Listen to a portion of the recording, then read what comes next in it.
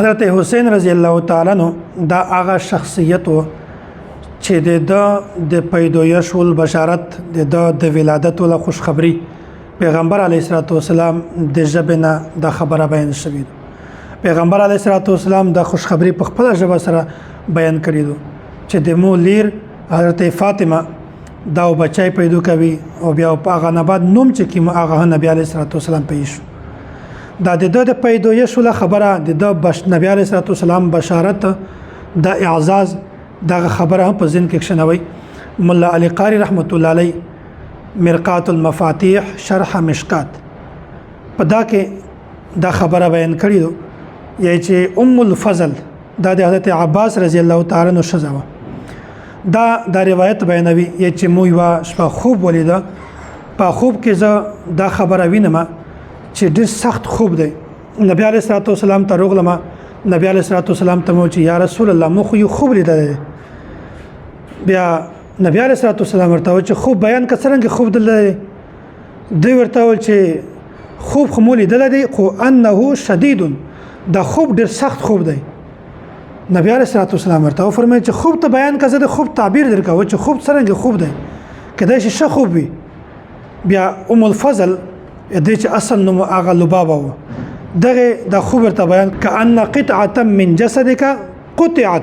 ووضعت في حجري یا رسول الله زه خوب وینم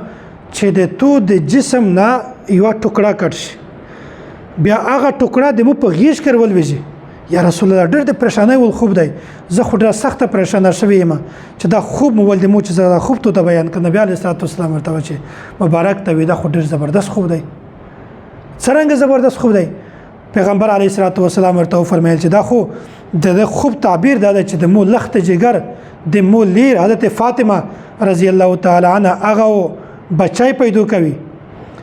او پانا بعد بیا نوم نبی علیه الصلاۃ والسلام پیښ او هغه بچای د تو په غیش کړي تو غیژه ته ورته تو غیش ته درچوي چې د غرنګ خبره بالکل صحیح ثابت شوله حقیقت و چې د حضرت فاطمه رضی الله تعالی عنها د یغه بچای پیدا شو حضرت حسین رضی الله تعالی هغه پیدا شو په انا بعد بیا د غیژه ته ورچو بیا دغه د ثابتېږي بیا د حضرت ام الفضل رضی الله تعالی عنها دا خبره بیانوي یا چې بیا د بچای مور وخت نبی علیه الصلاۃ والسلام خدمت ته لورم بیا نبی علیه الصلاۃ والسلام په غیش کې د بچای مکشیش نو څومره د حقیقت نه ډاکه خبره ده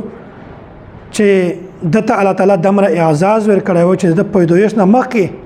دا بشارت نبی علیه الصلاۃ والسلام بیانوي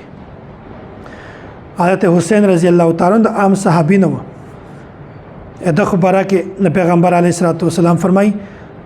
الحسن والحسين سيدا شباب اهل الجنه دا په جنت کې د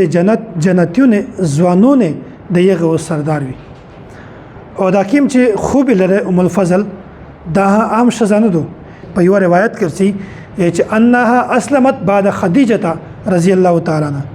په شزونه کې په ټول نه اول اسلام د حضرت خدیجه نبی علیه الصلاۃ والسلام په بیبیونه کې شامل دو یغه اول اسلام وروړیو او دا ام الفضل دغه اصل نوم چې کوم دی هغه لبابه دی چې انها اسلمت بعد خدیجه رضی الله تعالی عنها د اسلام وروړیو په شزونه کې په خدیجه رضی الله تعالی عنها بعد په ټول نه اول اسلام د حضرت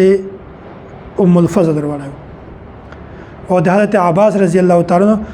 اکثر زمان د دې نه پیدا شوی دغه نه د معلومه شوله چې حضرت حسین رضی الله تعالی عنہ د عام انسان نه